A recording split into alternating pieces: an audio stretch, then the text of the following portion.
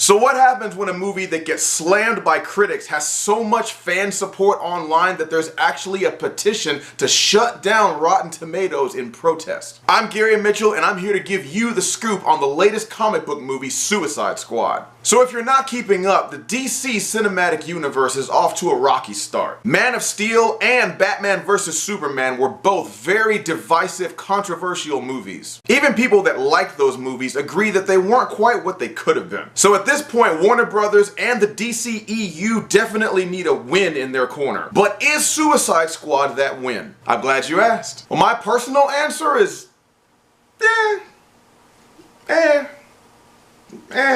But let's start with the good. The greatest entertainment value in this movie comes from watching the members of the squad interact. Deadshot, played by Will Smith, and Margot Robbie's Harley Quinn, in particular, are really fun to watch and have fantastic chemistry on the screen. They're also the characters that the movie tries hardest to make you care about, as they're the only ones that really have any kind of backstory or character development at all. Amanda Waller, played by Viola Davis, is also a fantastic character. A woman who's so smart and tough as nails that she has no problem standing toe-to-toe with some of the most dangerous people in the world without flinching. And I appreciated the diversity in the cast as well. The character El Diablo was also a standout surprise, but all the other characters are just kind of there. I would have liked to have seen more from certain characters, and the Enchantress, the villain of the film, was a seriously mixed bag. Though she started off genuinely creepy and scary, halfway through the movie she gets incredibly lame and cheesy and just turns into a cartoon character. Which brings me to probably the biggest thing that I can say about this movie. It's not Batman vs. Superman, which is mostly a good thing, but is also the thing, ironically, that gets in the movie's way. Batman v Superman was heavily criticized for being overly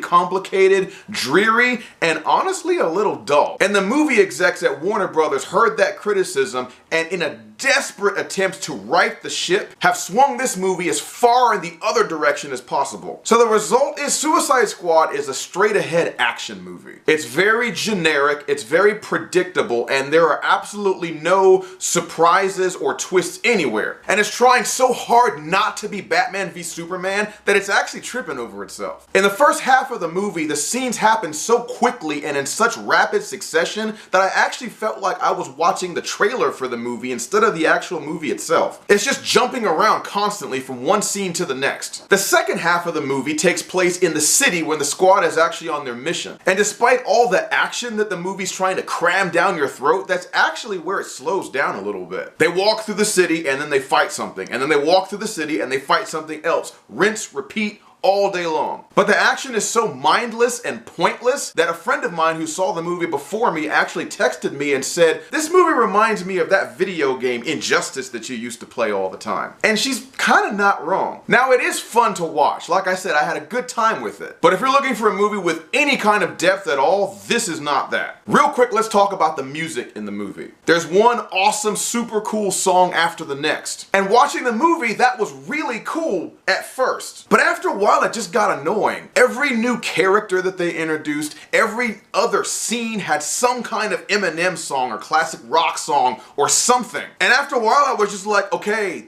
I get it, but I want to watch the movie. The last thing about the movie is that it does have some cool connections to the rest of the DC universe. And make sure you stick around after the movie ends, because there is a mid-credits scene that I think is one of the best scenes in the movie. Guys, bottom line, Suicide Squad is a mindless, paint-by-the-numbers action movie. The first half feels like a music video, and the second half feels like a video game. But it's still fun to watch. So if you're just looking for a 2-hour diversion from your job or politics or just the world in general, go see Suicide Squad, turn your brain off, and just have a good time. Final verdict, I'm going to give Suicide Squad a 6 out of 10. It's a very shallow action movie, and if you've seen any of the trailers, what you see is exactly what you get. Guys, thanks so much for watching. If you like this video, make sure you subscribe to my channel, hit the thumbs up button for me, and share the link with some friends. Also, as a lot of you know, I'm a musician, and I've got a huge show coming up in September. My band and I are playing at the Carborough Music Festival at the Cat's Cradle at 2:30 p.m. It's on Sunday, September 25th. It's a totally free show, and we're gonna rock the house. So definitely come check it out and bring everybody you know. Thanks for watching. I'm Gary Mitchell, and we'll see you next time. Stay cool, stay blessed, stay in touch.